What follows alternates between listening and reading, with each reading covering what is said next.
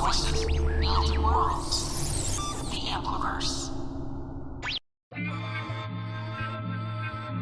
Welcome to the Autistic Delicatessen. What you eat, what you drink is your story. You know, variety is the spice of life. Food is often people's first experience of a new culture.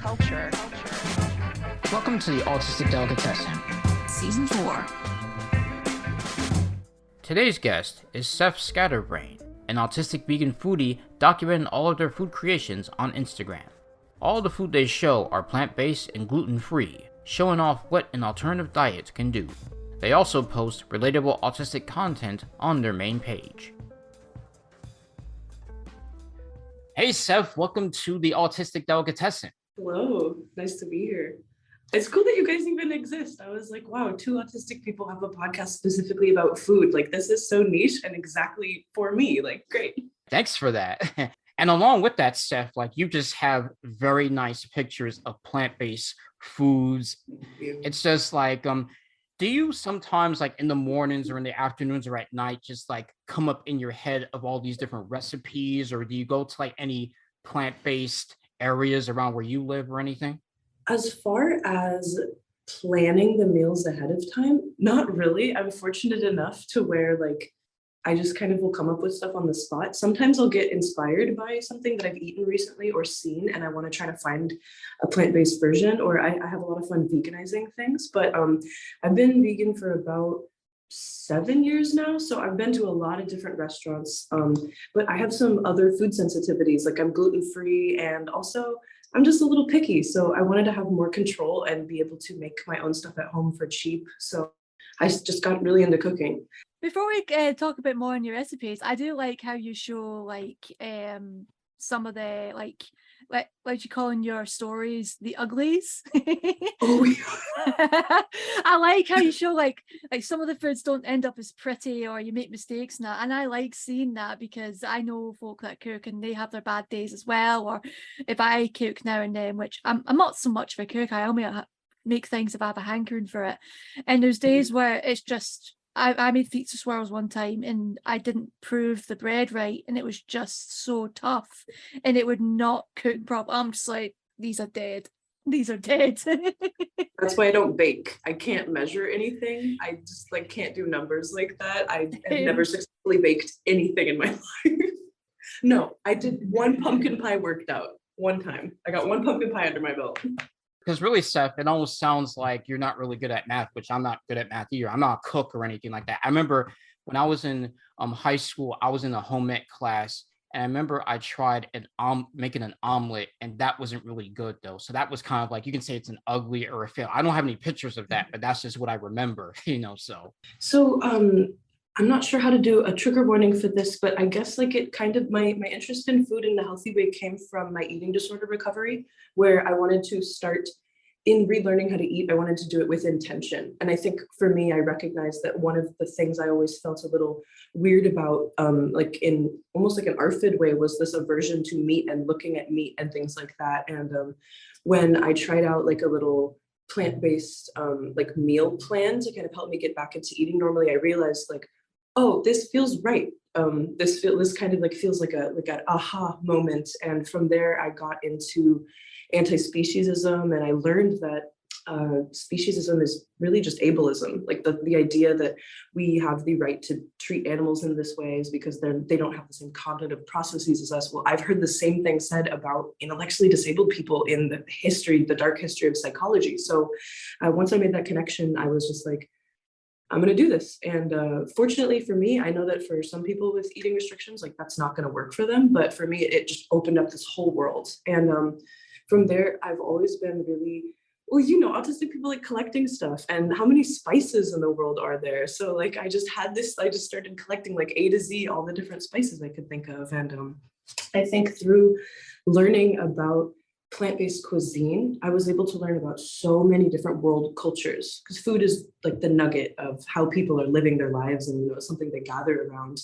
And I realized that, and my friends hear me say this all the time, every time I drink a little wine at the dinner table, I always like start going on this same lecture every time. But I do feel very proud, because in every culture, I won't say every, but almost every culture across the entire globe, no matter how accessible like groceries and food was, there have been small pockets of people who have said, no, enough. I'm not going to kill animals anymore. No matter how hard it was for them at the time, they have just innovated new ways of eating, and they've worked harder to find ways to eat in a way that's in accordance with their values, if their values are not causing harm. And so it has a lot of religious roots, spiritual roots in the East and Southeast Asia and South Asia and things like that. And the fact that it's just trickled all the way over to America. We can talk about white veganism and the issues with that and how it's been like kind of lost from its original intentions. But I think getting to there's nothing I can't eat because there's vegans that have already figured out ways to make it. And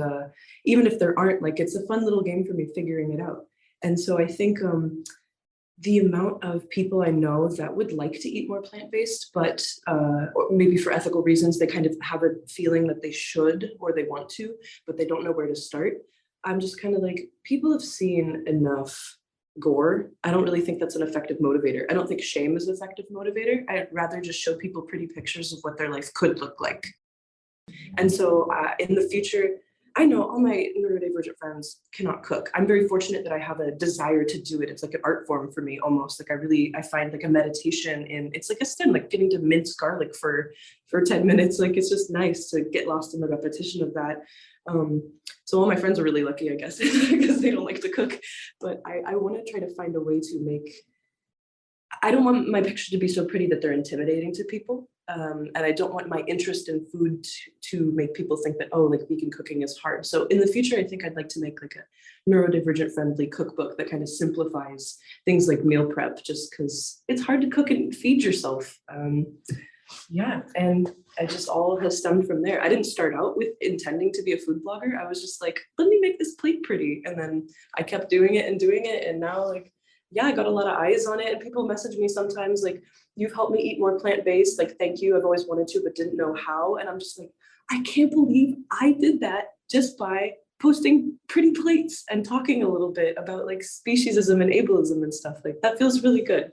Yeah. Well, Seth, like, this is a segue going on to your time with Food Not Bombs. And you said offhand how much you liked our interview with the founder, Keith McHenry. So tell us about your time with Food Not Bombs in terms of the California chapter. Seeing the interview you guys did with Keith was exciting because even though I don't have like a very long-standing history of involvement with Food Not Bombs, I was just kind of like, wow, like this is big, like this is so exciting. I've had a lot of friends that have volunteered with them, some of them very, very regularly. And so I usually try to change people's minds online. And that felt like a good and really accessible form of like activism for me. But I wanted to kind of have some experience doing something in person. And I am definitely more of an indoor cat. So it was hard for me to want to voluntarily leave my house and do something. And when I found out you can just come and chop onions for a few hours, and it's got this great political philosophy behind it of just like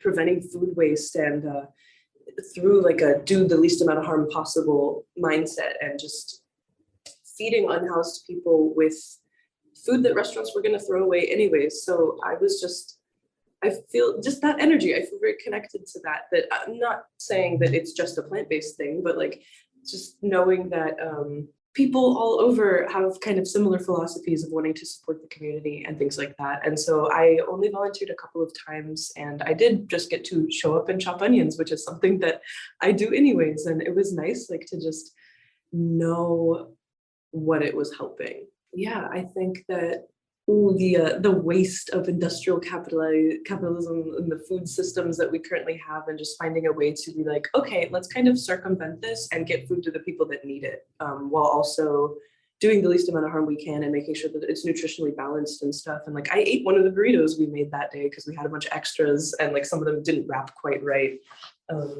Yeah, I love that something like food can be advocacy as well, especially because in a lot of, I think I've noticed in a lot of social justice circles, we're ready to talk about all marginalized groups except for animals sometimes. And so seeing that as a central philosophy for someone who was trying to just solve the problem of hunger, And so knowing that that popped up, that there's chapters, like loosely organized chapters all over the world, and my friend is doing it in Florida and I was able to do it in California. Like I know that it, when I do have the time to volunteer for things in person, that's just the perfect setup for me to be able to do that. Yeah, it's just using my skills to directly help people. Like, yeah, it was nice. That's awesome, especially how like these days people are trying to think of more ways for accessibility for even for, as you say, things like even if it's not protests, it's like events and that, and even if it's just small things, even if it's just like online and that, it's always something for folk to get involved, and I like that, and it's just great to hear that it's actually getting more attention, even for things like food as well, which does need like focus more on like accessibility, which it is in a way with like sensory stuff and alternative diets, and with you showing like the gluten-free vegan stuff, which is great. And I follow quite a few things online that show like vegan and any alternative diets. I'm not vegan myself, but I do love trying alternatives, and it's just so much fun to find what things taste amazing. It's like, oh, this is great. Oh, this is vegan, by the way. What? Yeah, it's vegan. It's great. It's like not all. Our little gotcha. Gotcha, indeed. Vegan stuff like are just so much better because I came from like, having like a special diet, as a kid when my parents had to switch my eating habits and go to the more organic stores, like the local stores in order to get stuff, because you couldn't find them at like the Publixes and Walmarts back in the day and all that stuff, but once they started having them, it's like, we were able to get them, but we got them mostly at the health food stores. And just vegan stuff at times back then, including organic stuff, wasn't really that good. It was like, like I had tofu stuff that just didn't. I had tofu hot dogs that tasted like nothing. It's like they weren't really that good. But it seems like stuff now, vegan products are so much better though. To where like even non-vegans can be able to enjoy it. I've been to some vegan businesses. Like I live in Florida. I've been to ones in like St. Pete. I've been to some vegan festivals like Veg Feast and all that stuff. That has some very good like local like vegan food businesses and all that stuff, so it's good to see that thriving and growing and all that stuff. Like I don't know if you've been to some ones in California. I'm sure you have, like some vegan businesses. I've been to some veg fests for sure back in the day with my little umbrella hiding from the sun and my little earplugs, and I'm just like, oh, what's everybody up to? But I definitely prefer to keep it online. Yeah, I think with the tofu hot dogs back in the day, I always ask myself, like, why did American vegans try to innovate new things knowing that they weren't very good when we had hundreds of years of history of other countries that were already doing veganism? Like I get that there's a process of like developing new stuff and getting it to be like our foods, but I'm really fortunate to live in a part of California that is very close to Little Saigon in Southern California, and there's a Vietnamese grocery store near me that has entire aisles of meat substitutes. That I'm not saying that they're like ancient Buddhist recipes or anything like that. They're definitely newer products that have been innovated, but it's just nice to have access to that. And when I know that I used to work at a restaurant, I think it was the first vegan restaurant in California. It opened in the 70s. It's just like a little juice bar and sandwich shack in Laguna Beach. And working there would be some older, like maybe in their 60s or 70s, health nuts. Maybe they weren't like explicitly vegan, but they'd come up and talk about like, oh, back in my day, you had to drive 45 minutes to get soy milk, and just meeting people that like they did it because it was important to them. Like that, I don't know. I just feel it's nice to feel connected to something. I know that, especially you were talking about food sensitivities earlier, Oni, and like food aversions and things like that, and sensitivities. A lot of my friends have texture aversions and ARFID and things like that, and just the initial like no to trying new things. And so I have a lot of fun accommodating that. It's like a puzzle for me, figuring out how can I want people to be able to feed themselves at the end of the day, like no matter what. And so I know that shaming people into like, oh, like I don't care if you're autistic and all you want to eat is chicken nuggets, like this is not okay. I'm like, okay, I will admit I have felt that anger back, I think in the early days. Okay, this is so silly. I always make a Twilight metaphor, like Twilight the vampires, because in one of the most we're all autistic here. I'm gonna info dump for like 2 seconds. They like when you first change the vampires, they have a lot of like power and energy and rage and very little ability to control it. And I think that when I first woke up to like the horrors of animal agriculture, and I was just thinking about like these machines are whirring like constantly. Like there's like, and I was just getting like really graphic images of like blood and things like that. Of just thinking about it, and I was angry looking around at people like eating things, and I was like, does nobody care? Like, how dare you to make excuses for this? I've calmed down. Luckily, I wasn't saying those things to anybody. I know a lot of vegans are, and I want to tell them like, maybe just yell at me. Like, we got to talk, because this is not going to help people with sensory aversions and food sensitivities. Like, I want to be the middle ground. I think that's why I think I'd like to make a cookbook, and I'd like to talk to a lot of people with food sensitivities. Like my girlfriend cannot cook. She went to the grocery store and bought 12 frozen burritos. And I was like, I love that, same food, but also that's horrifying to me. Like, let me come cook for you, please. So just like figuring out what are the needs of the people, kind of like Keith, the Food Not Boss. What are the needs of the people? And how can I find creative ways of meeting it while still staying in alignment with do the least amount of harm possible? So that's been kind of fun for me, just figuring out ways to help people navigate sensitivities and aversions and struggles with cooking and things like that when they want to eat more plant-based anyways, and just figuring out how to be that bridge for them. Oh, it's so fun. That is, I love that attitude though, how you like to try and be a middle ground when it comes to like veganism and also food aversions and stuff. I try and be neutral on most things as well, or middle ground. But no, when it comes to being neutral with vegan attitudes, I do respect that, and it's nice to just see how you want to help folks and be more accessibility. And a lot of people don't think of it in that way. They just go, oh, this diet or that diet. They don't go, oh, it's depends on the person. And I like how you see it in that way, which is great.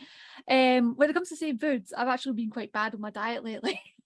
I've been having like cheese Bildak sauce with vegan mayo and wraps, and I've been eating them like these past few days, mostly just that. Sometimes I just go in a hankering with the same food, and even if it's healthy, usually it's unhealthy, and then that's been mine lately, and it's not good. I'm like, well, I've got hummus in the fridge, I've got some vegetarian vegan alternatives, we've got spinach, and we've got some veggies. I need to stop eating them again, and my stomach's going to hate me. That's a wrap. Yes. but yeah, as we're talking about foods, aversions, recipes, your recipes and stuff, what is your favorite food and why? My favorite food is probably mapo tofu, which is mapo tofu. It's a stew. It's a spicy stew from the Sichuan region, and the history of it is like ma means wife, and then like mapo is pockmarked. So it has this really cute story behind it of this woman would in the Sichuan region would cook for people. Like workers would bring her ingredients, whatever they had from home, and she would make a lunch for them out of whatever they had. And well, it's a really old story, so there's kind of different versions of it. Some would say that she was working at like a more established restaurant and someone came in and asked for something specific.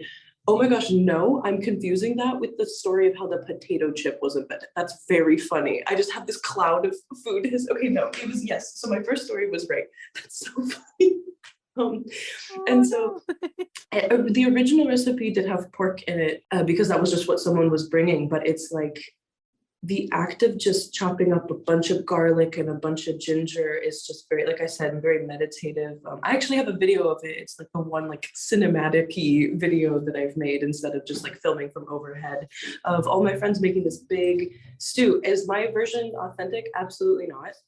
I've just found ways of recreating what I found in restaurants. And I like to acknowledge that every time I make it. Like, I'm like, this is not really a recipe. This is just a dish that I make. And these ingredients will probably be found at your grocery store. Because I know that most people don't live super close to an Asian grocery store. Even if like, there's not really pan-Asian grocery stores, but like specifically, like you might not find the same ingredients you need for mapo tofu at a Korean grocery store. I think, obviously. So Yeah, I like it because there's a little bit of a history to the dish, and that history is in the name of the dish. And it's just pretty. It's this bright red color. The Sichuan peppercorns have like a numbing effect.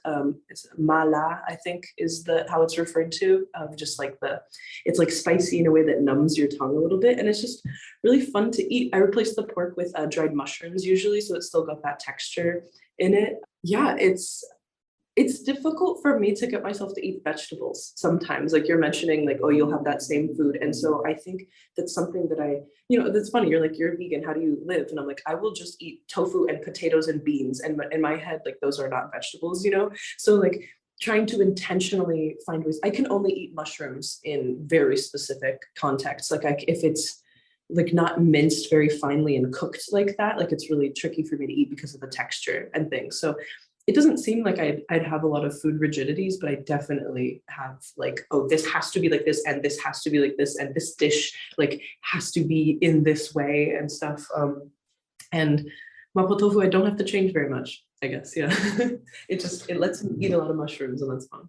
That's kind of interesting right there, even with what you just said about you being a vegan and not being connected to vegetables, though.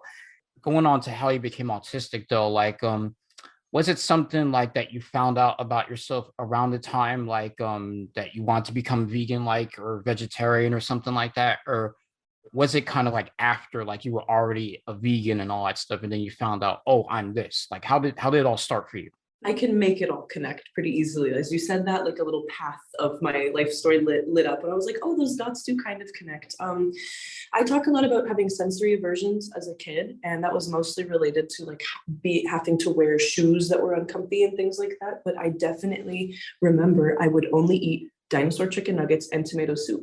And so my family would kind of do this, and this, or if blank, then blank, like the kind of ABA thing. And it was just like, if you get through eating this broccoli, then you can have the chicken nuggets. And so vegetables were always positioned as like the bullet you gotta bite to get to the good stuff, rather than just like incorporated into it. And I understand like it's tricky to get a kid to eat a balanced diet and all the nutrients and everything. But if I had textural aversions back then, but I didn't get a diagnosis, or I didn't start to understand myself, because the reason why I go so hard for self-diagnosis is I was self-diagnosed for a couple of years before I actually got it on paper. Like, but I went vegan before that. I think I was 18 at the time. Oh, there was this, I've written about this on my food blog. There was this woman at a restaurant that I was going to who, she was Buddhist, and she had a little vegan restaurant in Orange County, and she would always come up to me and my friend, and we weren't vegan quite yet, or maybe we were just in the very, very early days, and I was still kind of like transitioning into it. And we always had our hair dyed different colors, and she'd come up and be like, "You are so shining. Like, I see animal love in you." And this sounds like almost too coincidental, but she was like, I can tell like you're gonna have a restaurant someday. And she invited me into her kitchen to like teach me how to make not spring rolls, but like I guess technically egg rolls, like the fried ones. And she was just like, this is how she was saying it like, this is how we spread animal love, is through food and things like that. And so I wrote about how I regretted that, because she wanted to connect with me so much, and I didn't understand myself as autistic back then. So I didn't understand that a lot of my aversion to people had to do with like social trauma as a result of being autistic, where I was just kind of like, oh, like I don't feel so comfortable. Like I'm worried I'm going to do something wrong, or I'm worried I'm going to get stuck in this and not know how to excuse myself. Then I never went back to her restaurant after that, because I was like, oh no, too much interaction.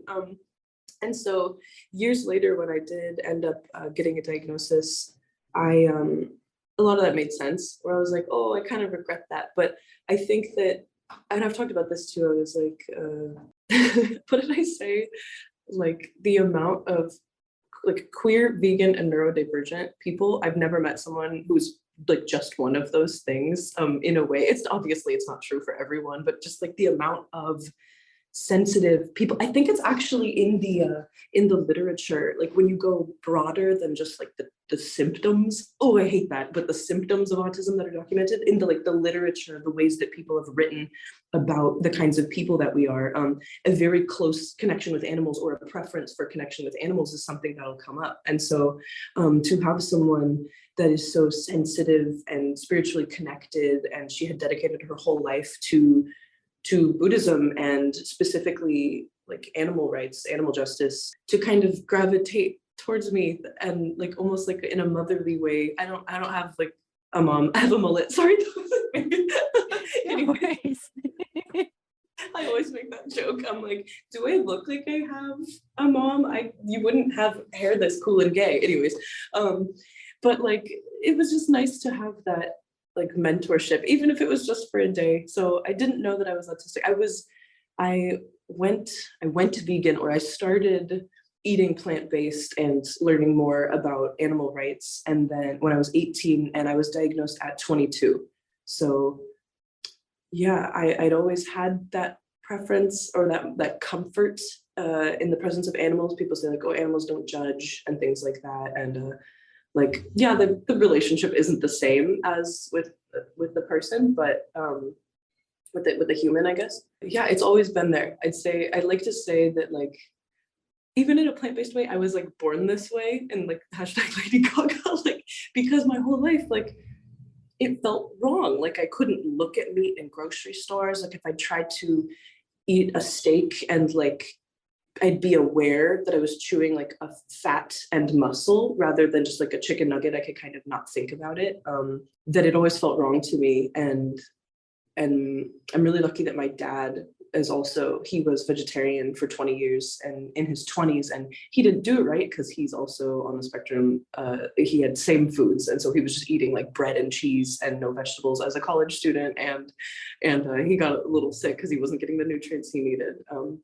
And so having him ready to support me, like he was vegetarian, or I think pescatarian, and then when I was 18 I was like, I'm done, like, and he was like, true, okay, let's do this. And then like it was nice to have like a little connection with my family like that, and connection with that woman at that restaurant. So it's helped me connect with people. I felt part of something bigger in a way that is through a special interest rather than just raw social connection. It's just been like, oh, we love this food, let's talk about this food. And yeah, I think that's the tie between starting to eat more plant-based and then understanding myself as autistic, and then looking back, it's like, oh, I've always been sensitive to this specifically. I've always had this connection with animals. I've always had this aversion, even a textural aversion, to eating meat unless it was shaped like a dinosaur. And so now they're starting to make vegan dino nuggets. They're not gluten-free, so they're not for me yet, but just seeing that happen.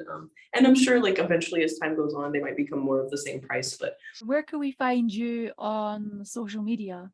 My food blog goes under the name Stove Gremlin. I don't know why I named it that, but and my main account is Sef Scatterbrain. I split it up a little bit, but I talk mostly about, I call myself an amateur autobiographer. So I just talk about my experiences as an autistic person mostly. I don't really claim to be an advocate, but sometimes things come across that way, which is cool. And I think on Stove Gremlin, I am more directly trying to just show people, like, look what you can do. It's not going to be that hard. Just get one person in your friend group who likes cooking, and then just kind of form that own little, divest from the nuclear family, just like, find other ways of living together and things like that. It's nice. Food is community, and not everyone has to do it. This hyper individualism and like all these neurodivergent people struggling to feed themselves in like apartments by themselves. I want to imagine a much more connected communal style of living. And I think that starting with food systems is a good way to go. Yeah. Well, Seth, we would just like to thank you for coming on to the Autistic Delicatessen and really showing us some good vegan dishes, as well as your autistic story. And definitely we appreciate you putting your perspective out there, even to us non-vegans. Because I know that all the recipes I make, you guys will still enjoy, even if it's like once a week or whatever. It's all drops in the bucket. Yeah, so thank you for having me. It's so cool that you guys exist. I love this. I can't wait to watch all the other episodes. Awesome. Thank you for watching the Autistic Delicatessen. If you would like more content, please go to theautisticdelicatessen.car.co. or theampliverse.com/the-autistic-delicatessen. There you will find the full catalog of our podcast and video series at your leisure. And if you enjoyed this episode, feel free to subscribe for future content. Until next time. What you eat, what you drink is your story.